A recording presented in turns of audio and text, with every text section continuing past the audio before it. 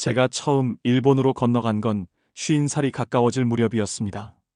무역일로 몇 년을 오가다 보니 어느새 일본이라는 나라가 낯설지 않은 곳이 되어 있었죠. 그런데 참 이상한 경험을 한 적이 있습니다. 도쿄 시내 한 복각 자료관에서였는데 거기서 한참이나 오래된 타자기를 직접 볼 기회가 있었습니다. 책상 반을 차지할 만큼 거대한 철제 기계였고 저는 처음에 그게 뭔지도 몰랐습니다. 그런데 설명을 듣고 나서야 그게 예전 일본에서 실제로 사용되던 한자 타자기라는 걸 알게 되었어요. 그 타자기는 보통 우리가 상상하는 그런 작고 간편한 기계가 아니었습니다. 하나하나의 활자를 직접 조작해서 문장을 만들도록 되어 있었고 한자 수만 해도 기본 천자에서 많게는 2000자까지 입력이 가능했다고 합니다. 저처럼 문자를 단순히 쓰는 행위로만 여겨왔던 사람에게는 무척 충격적인 일이었죠. 활자를 하나 꺼내서 끼우고 원하는 문장을 만들려면 엄청난 시간이 걸렸을 겁니다. 그렇게 해서 문서를 한 장 만든다니 상상만 해도 숨이 막히더군요. 물론 지금은 그럴 일이 없죠. 스마트폰이든 노트북이든 몇 번만 두드리면 금방 문장이 완성되잖아요. 그런데 일본이나 중국처럼 한자를 사용하는 나라에서는 상황이 조금 다릅니다. 컴퓨터나 휴대폰으로 글을 쓸 때 단순히 소리를 입력한다고 해서 바로 글자가 완성되지 않아요. 발음을 입력하면 그 발음과 일치하는 수십 개의 한자가 쭉 뜨게 되는데요. 그 중에서 자신이 원하는 정확한 글자를 고르는 과정이 필요합니다. 자주 쓰는 단어라면 그나마 금방 고를 수 있겠지만 잘 쓰지 않는 단어일수록 이 선택 과정이 번거롭고 시간이 걸리게 됩니다. 저도 처음에는 몰랐습니다. 일본인들이 워드 작업을 하거나 메시지를 보낼 때 이렇게까지 불편할 줄은요. 심지어 현지인들조차 헷갈릴 정도였으니까요. 예전에 한 방송사에서 실험한 적이 있었다고 하더군요. 일본 시민들에게 아주 간단한 한자를 종이에 적어보라고 했는데 놀랍게도 많은 분들이 머뭇거리거나 아예 기억을 못하더라는 거예요. 저도 그걸 보고 한참을 생각에 잠겼습니다. 글씨를 읽을 수는 있는데 쓸 수는 없다는 게 과연 문자 문명이라 부를 수 있을까 싶은 거죠. 우리나라는 한자를 점점 쓰지 않게 되었지만 일본은 여전히 초등학교 단계에서부터 한자를 배웁니다. 제가 알기로는 12단계로 나뉘는 자격시험도 있어서 초등학생들은 그중 5단계까지, 즉 천자 가까이를 외워야 한다고 들었습니다. 어린 학생들이 그걸 다 외운다니 참 대단하다는 생각이 들기도 했지만 한편으론 안타깝기도 했습니다. 글자를 쓰기 위한 과정이 이토록 복잡하다니 그만큼 배움의 문턱도 높아지는 거니까요. 그에 비하면 우리는 비교적 수월한 환경에서 문자를 배우고 쓰는 셈이죠. 사실 어릴 적에는 저도 몰랐습니다. 그냥 한글은 당연히 쓰는 거라 여겼으니까요. 그런데 나이가 들고 다른 나라의 문자 체계를 접하면서 비로소 깨닫게 되었어요. 아, 우리가 얼마나 대단한 문자를 갖고 있는지를 말이죠. 한글은 말 그대로 소리나는 대로 적으면 됩니다. 따로 글자 선택을 고민할 필요도 없고 누구나 몇 주만 배우면 읽고 쓸 수 있어요. 심지어 외국인들조차 한글은 배우기 쉽고 실용적이라고 감탄을 하더군요. 저도 일본에서 만난 친구 중 한 명이 그랬습니다. 70 가까운 일본 분이었는데 퇴직 후 한글을 배우기 시작하셨다고 했어요. 그분 말씀이 한국어를 몰라도 한글을 배우는 건 정말 즐거운 경험이었다고 하시더군요. 구조가 너무 간단하고 발음과 글자가 그대로 연결되니까 이해하기도 쉽고 쓰기도 편하다고요. 그 이야기를 들으면서 저는 한 가지를 더 생각하게 됐습니다. 우리가 디지털 환경에서도 이렇게 불편함 없이 문자를 쓸 수 있는 건 단지 한글 덕분만은 아니라는 거예요. 그 뒤에는 수많은 사람들의 노력이 있었죠. 한글 타자기를 개발하신 분, 또 컴퓨터 환경에서 한글을 자유롭게 쓸 수 있도록 프로그램을 개선하신 분들, 그리고 그것을 실생활에 정착시켜준 수많은 사용자들까지. 우리말이 이렇게 편리하고 자유롭게 쓰이게 된 건 그런 작은 노력들이 모여서 만들어낸 결과였습니다. 여기까지가 제가 처음 일본에서 느꼈던 문자의 불편함과 다시 한국을 떠올리며 느낀 한글의 소중함에 대한 이야기였습니다. 이 다음 이야기에선 본격적으로 일본 사회에서 드러난 한자의 약점과 디지털 문맹이라는 새로운 문제에 대해 더 깊이 들려드릴게요. 일본에서 오래 지낸 지인이 있었습니다. 나이는 60을 간 넘겼고 예전에는 중학교에서 국어를 가르쳤다고 했어요. 그분과 점심을 먹다가 우연히 한자 이야기가 나왔습니다. 저는 아무 생각 없이 식탁 위에 놓인 신문을 보며 이 글자는 무슨 뜻인가요? 하고 물었는데요. 잠시 침묵이 흐르더니 그분이 그러시더군요. 아, 이건 잘 모르겠네요. 예전엔 알았는데 요즘은 쓸 일이 없어서 순간 저는 놀라기도 하고 이해도 되었습니다. 실제로 제가 만난 일본인들 중에는 종이에 글씨를 써보라고 하면 망설이거나 끝내 쓰지 못하는 경우도 많았으니까요. 지금은 모든 게 디지털이잖아요. 메시지부터 서류까지 다 컴퓨터나 스마트폰으로 처리하게 되었죠. 그런데 일본이나 중국처럼 한자를 사용하는 나라에서는 이 디지털화가 오히려 글쓰기 능력을 떨어뜨리는 방향으로 작용하는 겁니다. 화면에 단어를 입력할 때 소리를 입력하면 글자가 자동으로 뜨고 거기서 고르기만 하면 되니까요. 외우거나 기억할 필요가 점점 없어지게 되는 거죠. 그런데 여기서 큰 문제가 생깁니다. 자주 쓰는 글자는 괜찮아요. 쉽게 떠오르고 바로 선택할 수 있으니까요. 그런데 잘 쓰지 않는 글자나 복잡한 한자는 입력을 하더라도 도무지 어떤 글자가 맞는지 헷갈리기 시작하는 거죠. 수십 개의 유사한 글자 중에서 정확히 어떤 걸 골라야 할지 자신도 모르게 감각이 무뎌지게 되는 겁니다. 결국에는 선택조차 어려워지고 종이에 직접 써보라 하면 머리가 하얘지는 상황이 벌어지는 거예요. 이걸 가리켜 사람들은 디지털 문맹이라고 부릅니다. 읽을 줄은 알지만 쓸 줄은 모르는 상태. 문자 자체는 알고 있지만 손으로 써낼 수 없는 상태. 아마도 전통적인 문맹보다 더 미묘하고 더 위험한 상태일지도 모릅니다. 왜냐하면 겉으로는 아무 문제가 없어 보이니까요. 스마트폰으로는 메시지를 잘 보내고 문서도 잘 작성하는 것 같지만 정작 머릿속에 남아있는 글자는 얼마 되지 않는다는 거죠. 이런 현상은 일본에서 특히 뚜렷하게 나타납니다. 과거에는 한자를 많이 쓰는 것이 교양이었고 문학적 자부심이기도 했습니다. 그런데 지금은 오히려 한자에 대한 거리감이 커지고 있어요. 예전에는 신문이나 책에서도 다양한 한자를 어렵지 않게 볼 수 있었는데 요즘은 자주 쓰는 글자를 제외하면 대부분 히라가나로 바뀌어 있습니다. 심지어 정부나 기업에서 내는 공식 문서조차도 한자의 사용을 줄이고 읽기 쉬운 형태로 고쳐 쓰는 경우가 늘어났죠. 제가 도쿄에 있는 한 서점을 방문했을 때 문득 흥미로운 현상을 보게 됐습니다. 최근에 출간된 아동서적이나 학습서에는 한자의 사용이 확연히 줄어들고 있었어요.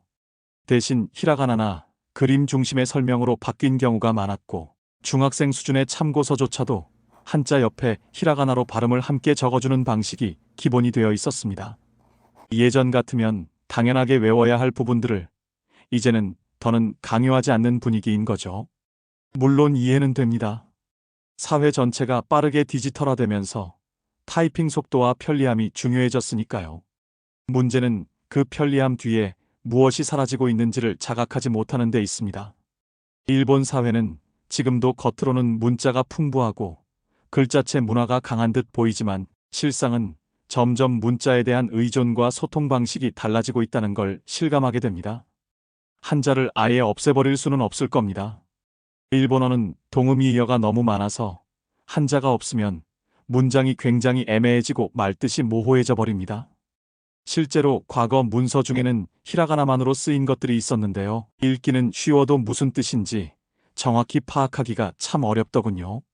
결국 한자는 필요하지만 그걸 지키는 방식은 지금처럼 계속 유지되긴 어려운 상황인 거죠. 반면 우리나라는 좀 다른 길을 걸어왔습니다. 한글을 중심으로 언어 환경을 구성하면서도 디지털 환경에도 무척 잘 적응해왔죠. 어린아이부터 어르신까지 누구나 휴대폰으로 문자를 보내고 키보드만 있으면 손쉽게 글을 쓸 수 있는 나라. 우리가 너무 당연하게 여기는 이 편리함이 사실은 외국인의 시선에서는 부러움의 대상이기도 하더군요. 그리고 그 편리함 뒤에는 단지 기술만 있는 게 아닙니다. 문자 체계 자체가 단순하고 과학적이라는 점, 그리고 누구나 쉽게 배울 수 있도록 설계된 구조 덕분이죠. 한글은 그 자체로도 아름답지만 실제 생활 속에서 살아 움직이는 문자이기도 합니다. 입력하고 끝나는 글자가 아니라 말 그대로 말하는 대로 바로 쓸 수 있는 글자니까요. 디지털 시대에 접어든 지금 일본과 한국의 문자 환경은 완전히 다른 방향으로 흘러가고 있습니다. 일본이 전통 문자와 디지털 기술 사이에서 균형을 고민하고 있다면 한국은 이미 그 다리를 건너 편리함과 효율성을 모두 잡은 셈이죠. 저는 이 차이가 단지 기술의 차이 때문만은 아니라고 생각합니다. 그보다는 문자의 근본적인 철학, 즉 누구나 쉽게 쓰고 이해할 수 있어야 한다는 원칙이 있었기에 가능한 변화였다고 봅니다. 다음 이야기에서는 일본이 과거에 어떻게 한자에서 벗어나려고 노력했는지, 그리고 왜 그 시도들이 실패했는지를 함께 살펴보겠습니다. 제가 일본에서 지낸 몇 해 동안 그 나라가 얼마나 깊은 문자 문화를 가지고 있는지 몸소 느끼게 된 일이 많았습니다. 어느 날은 박물관에 들렀다가 전시된 옛 문서를 들여다본 적이 있었죠. 처음엔 아름답게 흐르는 듯한 글씨에 감탄했지만 자세히 보니 온통 히라가나로만 적혀 있더군요. 한자가 거의 없이 쓰인 문서였는데요. 참 신기한 경험이었습니다. 글자를 읽는 건 가능했지만 무슨 내용인지 제대로 이해하기가 참 어려웠어요. 그때 저는 깨달았습니다. 일본어는 단지 글자를 읽는 것만으로는 의미 파악이 어려운 언어라는 거요. 한자가 없으면 전체 문맥이 흐려지고 말하고자 하는 바가 모호해지는 경우가 참 많았습니다. 이런 이유 때문일까요? 일본은 한자를 계속 유지하고 있지만 그 안에서도 변화를 시도하지 않은 건 아닙니다. 놀랍게도 일본은 여러 차례 한자 중심 체계를 버리고 새로운 문자 체계를 도입하려는 시도를 해왔습니다. 그중 하나가 메이지 유신 시절에 있었던 로마자 도입 운동이었습니다. 당시 일본은 서구 문명을 적극 받아들이던 시기였죠. 학자들과 정치가들이 모여 이왕 서양식 제도를 받아들일 거라면 언어도 바꾸자고 주장한 겁니다. 그래서 일본어를 알파벳으로 표기해보자는 실험이 시작된 거죠. 몇 년간의 연구 끝에 실제로 알파벳을 이용한 일본어 표기법이 만들어졌습니다. 문서도 만들어지고 학교 교육에 도입하려는 움직임도 있었어요. 하지만 결과는 실패였습니다. 가장 큰 걸림돌은 바로 일본어의 구조적인 한계였습니다. 일본어는 발음이 제한적이고 동일한 발음을 가진 단어가 너무 많아요. 예를 들어 하나라는 소리가 꽂힐 수도 있고 숫자 1일 수도 있으며 심지어 전혀 다른 개념의 단어일 수도 있는 거죠. 그런데 알파벳으로만 표기하면 이런 단어들이 모두 똑같은 모습이 되어버립니다. 맥락 없이는 무엇을 말하는지 알 수가 없게 되죠. 그 후로도 몇 번의 시도가 있었습니다. 가장 대표적인 것이 태평양 전쟁 이후였습니다. 전쟁이 끝난 뒤 미국의 영향 아래 일본은 또다시 알파벳 중심 표기를 연구하게 됩니다. 실제로 당시 교육기관이나 정부 내에서 일부 문서들은 알파벳을 사용한 실험적 형식으로 작성되기도 했죠. 하지만 역시 한계를 넘지 못하고 곧 중단되었습니다. 의미 전달의 명확성, 국민들의 이해도, 사회 전반의 혼란 등을 감안했을 때 일본은 결국 다시 한자 체계로 회귀할 수밖에 없었습니다. 이쯤 되면 질문이 생기죠. 왜 일본은 그토록 많은 노력을 들이고도 실패했을까? 그리고 왜 한국은 스스로 한자에서 벗어나는데 성공할 수 있었을까? 그 차이는 근본부터 다르다고 저는 생각합니다. 일본은 기존의 문자를 대체하려고 했을 뿐 자국에 맞는 새로운 문자를 직접 창조하지는 않았습니다. 이미 주어진 문자의 틀 안에서 효율성을 따졌을 뿐이죠. 반면 한국은 완전히 새로운 시도였어요. 한자를 대체할 수 있는 독립된 문자 체계를 만들어낸 거죠. 그리고 그 시작에는 다들 아시는 대로 조선의 위대한 임금, 세종대왕님이 계셨습니다. 세종대왕께서 훈민정음을 창제하셨을 때 그 목적은 명확했습니다. 백성들이 어려운 한자를 모르더라도 자신들의 말을 글로 표현할 수 있도록 하자는 것이었죠. 즉, 모든 사람이 배우고 쓸 수 있는 쉬운 문자, 그것이 한글의 시작이었습니다. 단순히 글자만 만든 것이 아니라 당시 백성들의 현실을 깊이 고민하고 이를 바탕으로 문자 구조 자체를 설계한 겁니다. 이것이야말로 문자 독립의 진정한 의미라고 생각합니다. 그리고 그것은 단지 한 시대의 업적에 그치지 않았습니다. 해방 이후 특히 50년대부터 본격적인 한글 전용화 운동이 일어났고 교과서와 행정문서에서 한자가 빠지기 시작했습니다. 반발도 많았지만 결국 우리는 해냈고 지금은 대부분의 국민이 한글만으로도 충분히 일상생활을 할 수 있는 나라가 되었습니다. 이 점에서 보면 한국은 스스로 문자를 창조하고 스스로 문자의 틀을 바꾸며 자립한 나라라고 할 수 있습니다. 외부의 강제나 식민지 영향 없이 오롯이 우리 힘으로 언어의 자율권을 지켜낸 유일한 사례죠. 물론 베트남처럼 로마자를 채택해 한자를 버린 나라들도 있지만 그건 식민 통치를 겪으면서 외부에 의해 변화한 것이니까요. 자발적이고 창조적으로 한자에서 벗어난 국가는 전 세계에서 한국이 유일하다고 할 수 있습니다. 제가 일본에서 지낼 때 자주 만나는 일본인 친구가 있었습니다. 그분은 한글에 푹 빠져 있었어요. 은퇴 후 한국어를 독학하고 드라마와 책을 통해 끊임없이 공부하셨죠. 한 번은 저에게 이렇게 말하셨습니다. 한국은 정말 대단한 나라예요.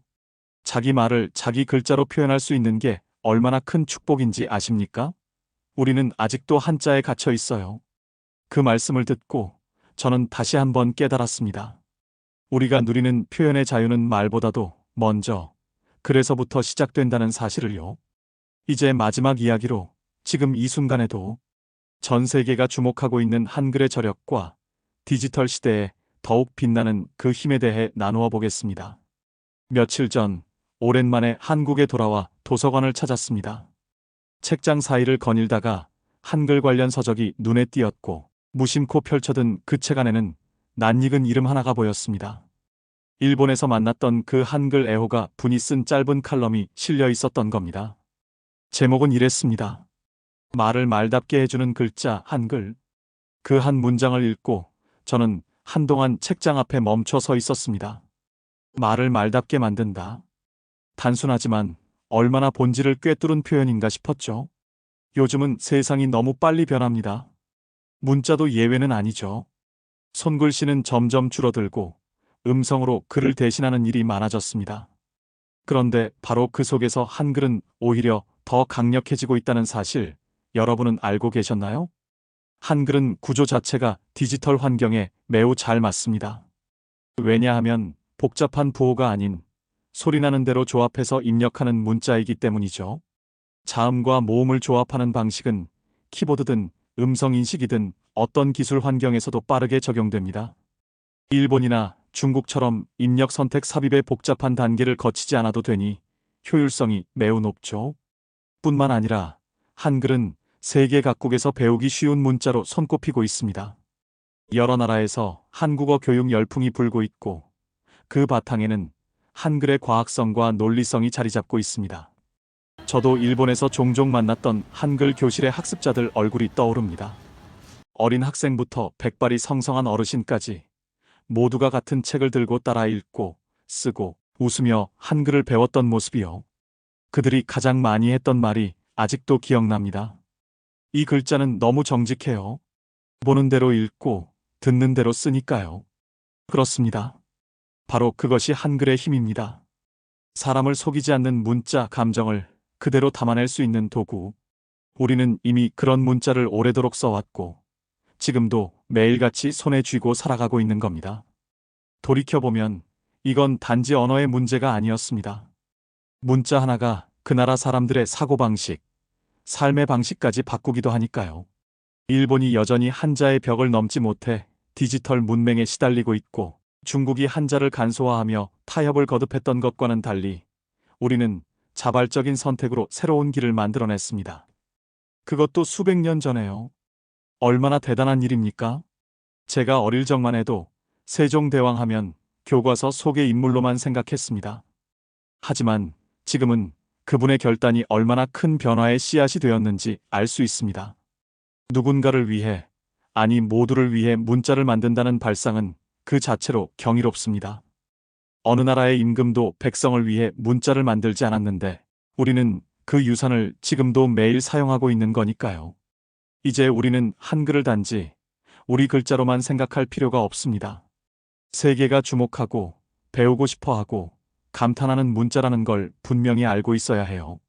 한류의 인기와 더불어 한글도 함께 세계를 누비고 있습니다. 드라마, 노래, 웹툰, 심지어 세계 각지의 거리 간판에서도 이제 한글은 더 이상 낯선 글자가 아닙니다. 그렇다면 우리가 해야 할 일은 무엇일까요? 첫째는 한글을 더 사랑하는 것이고, 둘째는 그 가치를 더 많은 이들과 나누는 일입니다. 그냥 편한 문자니까 쓰는 것이 아니라 지혜로운 문자라는 자부심을 갖고 쓰는 자세가 필요합니다. 그리고 가능하다면 우리 아이들에게도 그것을 알려주었으면 좋겠습니다. 당신이 지금 배우는 이 글자가 수백 년 전 누군가의 마음에서 출발한 위대한 선물이라는 사실을요. 마지막으로 제게 일본에서 있었던 작은 일화를 하나 더 들려드릴까 합니다. 한 번은 전철 안에서 한 할머니가 작은 수첩을 꺼내더니 한국어로 된 짧은 문장을 꺼내 읽으시더군요. 안녕하세요. 저는 일본 사람입니다. 한국어를 배우고 있어요. 그분은 저를 보고 활짝 웃으시며 수줍게 이렇게 덧붙였습니다. 제가 이 말을 한국인에게 꼭 해보고 싶었어요. 그 순간 저는 뭉클함을 감추지 못했습니다. 말이 통하지 않아도, 글자가 다르더라도 진심은 전해진다는 걸 느꼈습니다. 그리고 그 진심을 전달할 수 있는 가장 큰 도구가 바로 우리 한글이라는 생각이 들었죠. 여러분, 우리가 가진 이 한글은 단순한 문자가 아닙니다. 마음을 전하고 세상을 바꾸며 문화를 이어주는 다리가 됩니다. 디지털 시대에도, 앞으로 다가올 새로운 세상에서도 그 다리는 더욱 단단해질 것입니다. 오늘 이 이야기를 들어주신 여러분께 진심으로 감사드립니다. 그리고 부탁드릴 게 하나 있습니다. 지금 이 순간 댓글로 여러분의 생각을 남겨주세요. 우리 함께 한글의 아름다움을 나누고 지켜나가 보시지 않겠습니까?